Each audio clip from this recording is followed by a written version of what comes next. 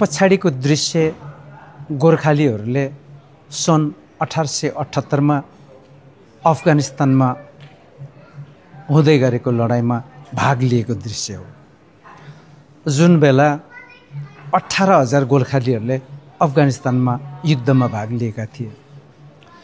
लगभग 200 वर्षभन्दा बढी बेलायती सेनामा काम गरेका गोर्खालीहरूको हजारौँ हजारको पहिलो विश्वयुद्ध, दोस्रो विश्वयुद्धमा मृत्यु भएका थिए।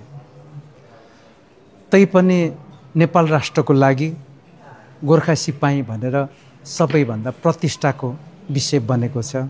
नेपाललाई चिनाउने सबैभन्दा पहिलो गोर्खालीहरू हुन्। गोर्खालीहरूमध्ये बेलायतले दिने सबैभन्दा ठुलो पदक अथवा तकमा भिक्टोरिया क्रस 13 जना गोर्खालीले जितिसकेका छन्। पहिलो विश्वयुद्ध, दोस्रो विश्वयुद्ध र बुनाई कन्फेडरेसनमा गरेर।